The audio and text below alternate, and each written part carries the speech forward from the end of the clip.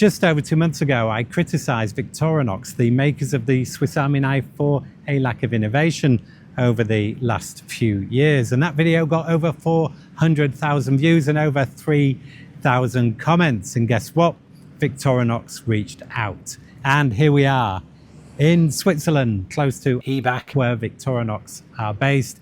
And they invited us over to spend the day with them. And that is going to be interesting. Over the last 130 years, Victorinox and the Swiss Army knife brand has evolved to become a global icon, a pointer to problem-solving, adventure and being prepared, and carried every day by millions of people around the world from all walks of life, to include American presidents and NASA astronauts, right down to people like me. The Swiss Army knife is still made in Switzerland. Victorinox is still a family business run by Carl Elsener IV, the great-grandson of the original founder Carl Elsener, and over those 4 generations the company has grown with an annual revenue which is now approaching $500 million. So when the invitation came to visit Victorinox in Ibach in Switzerland, which is where they have always been, following the release of this video which criticised the lack of Swiss Army knife innovation over recent years, then I didn't need to be asked twice. So Jamie and I jumped on a plane and headed to Switzerland from the UK. And we headed to a beautiful town called Brunnen on the edge of Lake Lucerne, which is 10 minutes drive away from Ibach. And we were keen to pay our own way on this trip, which we did, with the exception of the hotel in Brunnen, where Victorinox insisted on picking up our bill as invited guests. We then spent all of the following day at Victorinox and flew back to the UK the day after. And of course we had lots of questions. Were Victorinox listening to the concerns in the video? Did they take an interest in what you, the community, were saying in the thousands of comments? And did the video actually find its way to the top at Victorinox? And where is that innovation? And as recent reports have suggested, are they moving towards a knifeless future? And perhaps most interesting of all, would they be prepared to share any new developments with us? Well, in this video, I have the answers to those questions. In fact, the answer to the question, did we get through to the top at Victorinox, became clear as soon as the itinerary came through, which showed that not only were we due to have lunch with Carl Elsener himself, but that would then be followed by a meeting with him, along with the head of innovation management, the category head of Swiss Army knife, and the head of product. It was clear that the video had made its mark. We started the day with a factory tour which was led by the visitor centre senior manager and the chief production officer, and we were asked to bring only minimal video equipment, and we were told at the start that whilst we could film in some areas, most areas would be restricted to ensure protection of their IP. And this was especially evident around the automation of the knife assembly, which was a bit of a shame because it's these machines that offer the visual Willy Wonka element of the factory tour, as the layers of each knife are built up by various machines, with part-built knives travelling from machine to machine on mini conveyor belts. The scales you see here with the metal shield already in place are integrated into large magazines to feed the machines, and they are applied by one machine just before the toothpick and tweezers are expertly inserted by another. And there are around 900 machines in the factory, of which 300 have been built by Victorinox themselves and are unique, hence the secrecy. And to give you a feel for scale, the factory gets through 12 million components a month, producing 45,000 pocket knives a day, which is pretty insane. Not all knives though were built by machines. Some are completely hand built, and these are the knives with added complexity, or ones I suspect with less demand.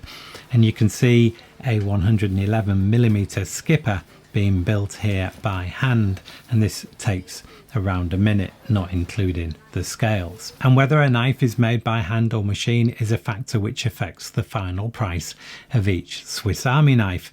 Anything that requires human intervention adds to the cost of production.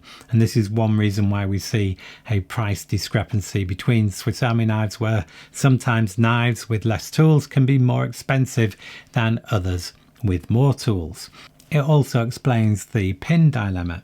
Now, I've often wondered why the pin, which is hidden under the corkscrew, appears on some knives and not all. Surely it can't cost that much. The answer is in fact that installing the pin is not part of the automated process. It's a manual job requiring a real person, not something you would want to interrupt a fully automated assembly process for. So you will only see the pin on the more expensive and no doubt hand assembled knives. The same applies to the plus scales with the pen. The scales are different and the pen installation is not automated, so the plus scales are most likely to be found on the same knives that have the pin, and this is reflected in the price. All excess metal from the cutting and stamping process, as you might expect, is gathered up and recycled back into use.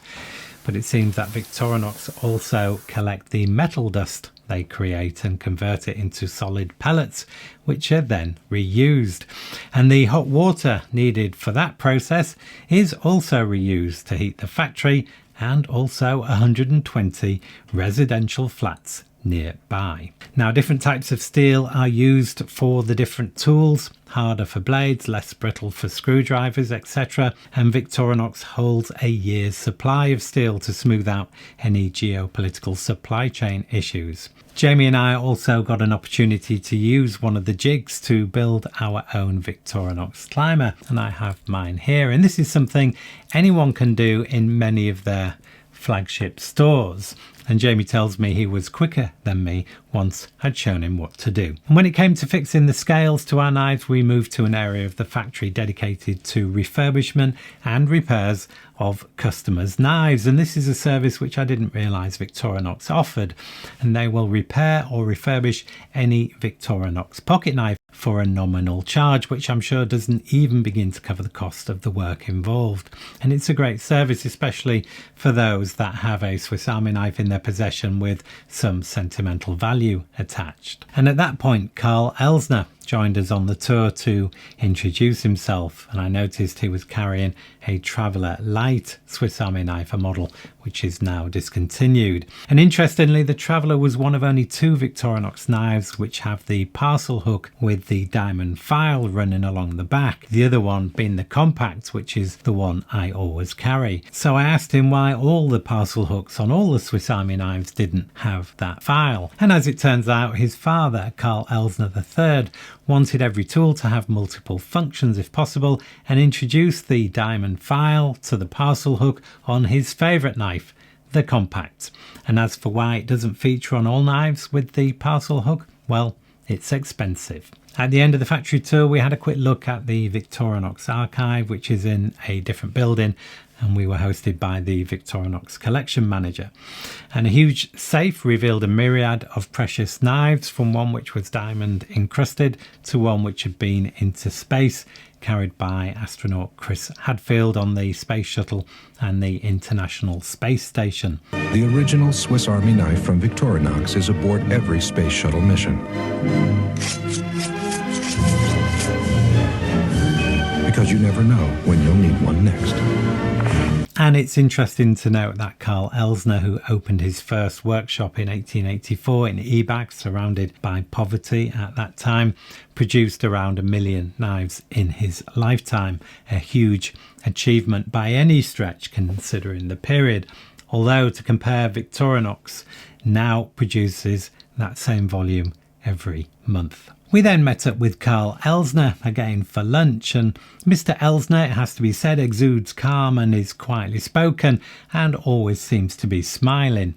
He lives in Ibach and always has, and cycles to work each day. In fact, he mentioned he was born in a building nearby which is now one of their offices. I decided to save most of my questions for the afternoon meeting with everyone present, but I couldn't resist a few.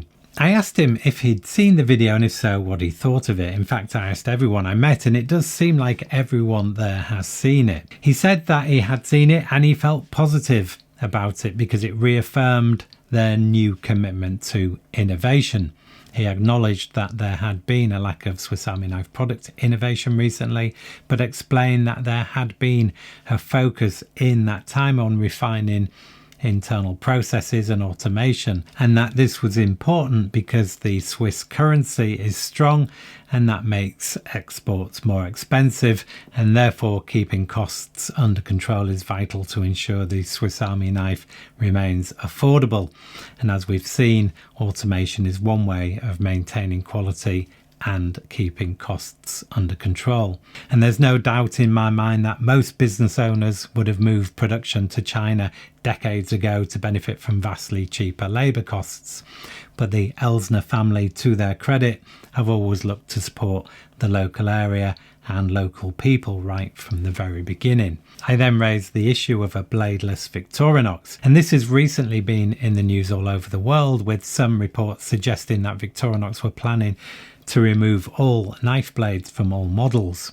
I had assumed that Victorinox had issued a press release to announce a move into bladeless knives, but Mr. Elsener explained it was simply something he had mentioned in passing when chatting with a journalist who had asked about challenges to the business.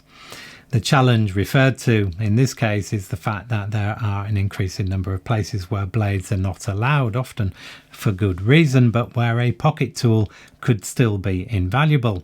So a Swiss Army knife minus the knife could actually be a great option. Although Mr. Elsener was keen to point out that Victorinox was a knife company at its heart, and there were no plans to change that. And for the record, I am actually a big fan of the idea of what I would call a Swiss Army knifeless. Done right, we could finally carry something functionally useful when, say, flying with hand luggage, or if you work in a role where knives are restricted, such as a court environment or a school, then you could still carry a practical tool in your pocket. Also, if a knife is important to you in daily use, then there's a good chance you'll already carry a more capable knife from a more premium knife-focused maker such as Benchmade, in which case you probably don't need another knife in your pocket. So you could then benefit from an extra tool or a slimmer profile if you choose to carry a Swiss Army knifeless alongside. And with a smile, Mr. Elsener told me that when he was at school, children were disciplined if they didn't have a knife on them, which was seen in those days as an essential tool for sharpening pencils. I guess the world has changed a bit since then. We then talked about customizable Swiss Army knives, and I mentioned to Mr. Elsener that this was the most commonly requested feature from you, the community, in the video comments. It was interesting to see that not only was he aware of this, but that he also liked the idea. Whereas I thought it might have been dismissed on the basis that it could potentially cannibalise sales of existing models, but it is actually clear that this is something Victorinox are considering. After lunch, we went back to the office for the afternoon meeting with the Swiss Army Knife team. That consisted of the category head of Swiss Army Knife, the head of product and the head of innovation management, who joined by video as he was in the middle of a 2-day innovation workshop based in a different location. And we were also joined by the head of PR and comms, as well as Mr. Elsener. And this was another meeting which we couldn't film, which was, I guess, understandable to ensure that everyone could speak freely. And it is clear that Victorinox are very protective, even secretive, when it comes to new product releases. They are very sensitive to raising expectations, which can result in outside media pressure and in some cases dissent and disappointment if products are hinted at or suggested release dates are not met. And this is exactly what we saw with the reporting of the knifeless knife, much of which was critical and inaccurate and came as a result of something Carl Elsener had only hinted at. The meeting started with a couple of presentations from which there are a couple of key takeaways. There are some new marketing terms which are starting to appear at Victorinox in relation to Swiss Army knives. One is best prepared, and I think be prepared is already taken by the Scouts. Also, made to be prepared is used extensively, as we can see from this flagship store in Zurich. And also, being prepared makes life better. Also, new phrasing which popped up a couple of times in the presentation. And I like the connection with Swiss Army knife and preparedness. I think this goes back to their roots, which is a good thing, and restores some confidence in the brand language after my brush with the fashion-focused marketing speak of the most recent Swiss Army knife release, the Companion, which I highlighted in my earlier video. Also, there is recategorization of the Swiss Army knife collection in store, and this will soon be translated to online as well. Previously, the knives were grouped in sizes, small, medium and large, and this does not make choosing a Swiss Army knife very easy at all, either as a gift or for yourself, and you can end up wading hopelessly through hundreds of knives which can all quickly start to look the same. Compare this then to the new approach which groups the Swiss Army knives based on utility. So the new initial categorizations are now everyday, outdoor and sport, and trade and craft. And the Zurich flagship has already implemented this new approach, as you can see from our visit to what is a very impressive store. And these main categories are then subdivided, and that means you can quickly fine-tune your selection based on actual planned use, which seems to make a lot of sense. One big question we had before the meeting was, were Victorinox listening? Not only to the concerns raised in the video by me, but were they listening to you, the channel viewers, and the Swiss Army knife community of users and enthusiasts from all around the world who took time to voice their own thoughts in those 3,000 comments? And the answer is yes, they were. The video has clearly made an impression at Victorinox and been watched extensively internally and concerns taken on board. But they've also gone one step further than that and gone to some length to analyse all the comments in the video. And we were shown a presentation of the data which identified what you, the user, wants to see in terms of new products and innovation, and they were ranked in order. And if you were wondering how many in the comments agreed or disagreed with the sentiment in the video, and Victorinox were interested because they produced this slide, then you can see 87% agreed and just 1% disagreed. Powerful stuff. So what can we expect to see and when? Well, a bladeless tool has already been talked about, and Mr. Elsener in the meeting surprised us by producing from his pocket a couple of Alox bladeless samples that hit the nail on the head for me, one of which, if not both, would be flight friendly. I asked if we could film and share what was in front of us, and Mr. Elsener said, "I don't see why not." And everyone else in the room in unison said no. They simply don't want to raise expectations until the product is ready to go. My guess would be later this year or early next, but the best I could get from round the table was sometime next year.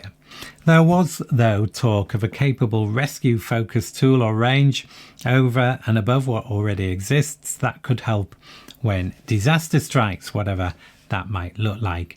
And in today's uncertain world, that to me sounds like something that would appeal, and it also fits very much into the best prepared mindset. As already mentioned, there's an appetite for a customizable tool platform, although this I would expect would be somewhat down the line if it does ever happen. I also raised the burning question of a better blade steel, another one of the most repeated community requests. And as you would expect, this is very much on their radar. And they know there's a demand from core users for something that can hold an edge better under harder use. And technically, I would say this must be feasible without significant production or machine changes. The question, I believe, is more about which knives would be most suited to a more exotic steel. I personally would probably want to see a pro-branded knife, perhaps a new model altogether to differentiate it completely, rather than an option on existing models, which I think could get quite complicated. Either way, I'd be disappointed if we didn't see something with a different blade steel sometime next year. Another feature in high demand is a belt clip, and again this is on their radar. And I used to want a belt clip on my Swiss Army knives, and I've tried some aftermarket options, but the belt hanger system I now use I actually prefer, and whilst the design of this could be improved, I would personally favour this over the traditional belt clip, which is hard to get right and could add bulk and compromise access to the scale tools. But it does seem that Victorinox are now exploring options. And as for the old school tools, well, there might still be life in those yet. Carl Elsener is a fan of the eyeglass screwdriver, which is located in the corkscrew. And it seems cork might be starting to make a comeback due to the sustainability benefits. The can opener is still in demand too, we are told, although personally I would rather see more use of the combination tool, which opens both cans and bottles and can be paired with the main blade, which could then free up a slot. As for the parcel hook tool, this is more of a question mark for most, and whilst I tend to think parcels tied up with string are a thing of the past, we did come across this on a Zurich doorstep during our visit. Then there are the other use cases such as bootlace tensioning and tent peg pulling, and in fact anything you find yourself doing which digs into your fingers. So it's not dead yet, and if you include the diamond file on the back, it starts to look positively useful. I do though think it is time we saw some new tools, and I think we probably will. So in summary, there's definitely been a lack of Swiss Army knife innovation recently at Victorinox, but it seems the tide has now turned and new product momentum is building. And I think we can expect to see some bladeless tools, I would hope early next year, if not before, along with a better blade steel option in some form next year too.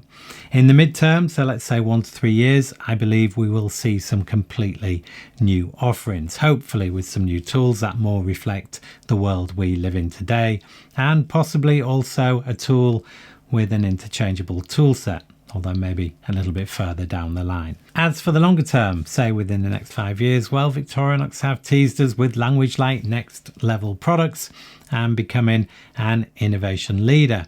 And time will tell if that becomes a reality.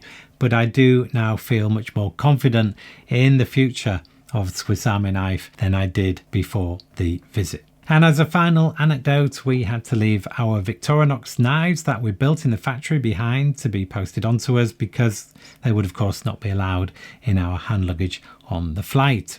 And Swiss Airport Security was very thorough in checking our bags. And when we got airside and got to our gate ready for boarding our flight home, we stumbled across this store selling, would you believe, a wide range of Victorinox knives you could buy to take home on your flight. Go figure. Well, I hope you found that interesting, and if you never saw the original video that prompted this visit to Victorinox, then I'll put it on screen here right now. And a big thank you to Carl Elsener and the whole team at Victorinox for sparing us so much time. And a big thank you to you for watching.